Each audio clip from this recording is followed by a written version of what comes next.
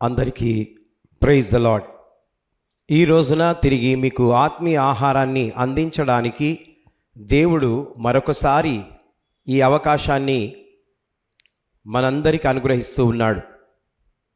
కాబట్టి ఈ రోజున మన ధ్యానాంశం ఏంటంటే, నీ కుటుంబ పరిస్థితి మార్చే దేవుడు. ప్రభునందు ప్రియమైన దేవుని బిడ్డలారా, నీ కుటుంబ పరిస్థితులను మార్చడానికి ఎందరినో నీవు పరిచయం చేసుకోవచ్చు. వాళ్ళు అంటారు, భయపడకు నేనున్నాను అని అంటారు. నాకు ఆ లీడర్లు తెలుసు, భయపడకు. నాకు ఎమ్మెల్యేలు తెలుసు, భయపడకు.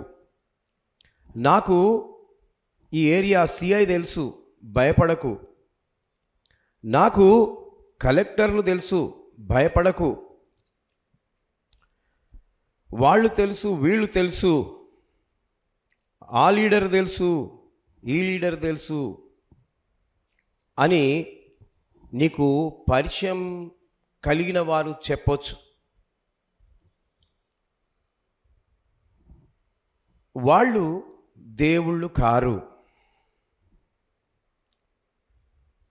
ఆ లీడర్ దేవుడు కాడు, ఎమ్మెల్యే దేవుడు కాడు, సిఐ దేవుడు కాడు, కలెక్టర్ దేవుడు కాడు. నీ పరిస్థితిని మార్చే దేవుడు తెలియదు నీకు. ఆయన యేసుక్రీస్తు ప్రభు. ఆయన ఒక్కడే నీ కుటుంబ పరిస్థితిని క్షణంలో మార్చే దేవుడు. ఆయన గూర్చి పరిశుద్ధ గ్రంథమైన బైబిల్ ఇలా సెలవిస్తుంది. ఏమంటుందంటే, ఆయన సర్వశక్తిమంతుడు. ఎవరు? ఆ దేవాది దేవుడు సర్వశక్తిమంతుడు.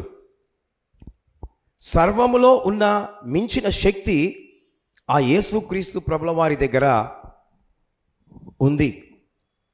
ఆ శక్తిని నీకు ఇస్తానని ఆ ప్రభుల వారు అంటున్నారు. ప్రియమైనటువంటి దేవుని బిడ్డలారా, నీవు ఆ యేసుక్రీస్తు ప్రభుల వారిని నీవు ఆశ్రయిస్తే ఆయన సర్వశక్తిమంతుడు కాబట్టి ఆయన శక్తిని నీకు ఇస్తాడట. అప్పుడు ఏమవుతుందండి? నీ పరిస్థితి క్షణంలో మారిపోతుంది.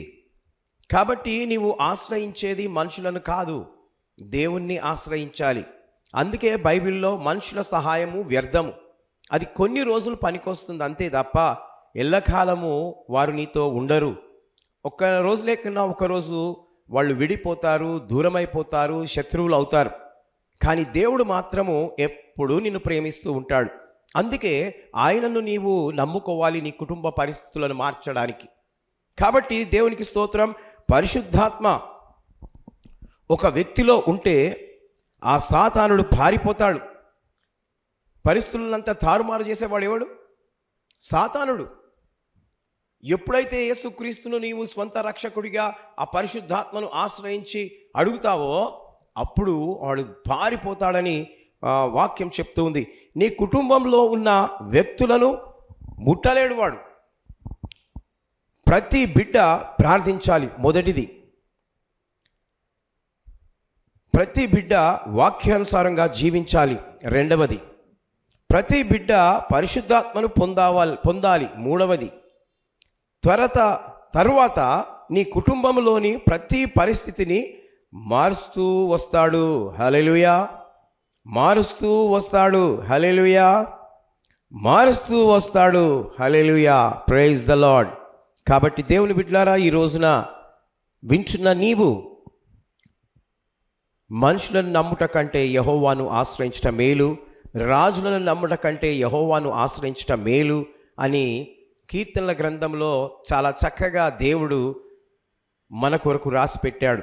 కాబట్టి ఈ రోజున నీ పరిస్థితి ఎలా ఉందో నాకు తెలియదు, కానీ మార్చే దేవుడు మనకుండగా ఎవ్వరికి భయపడవలసిన అవసరం లేదు. Praise the Lord. హల్లెలూయా. దేవుడు ఈ మాటలు దీవించును గాక. ఆమెన్.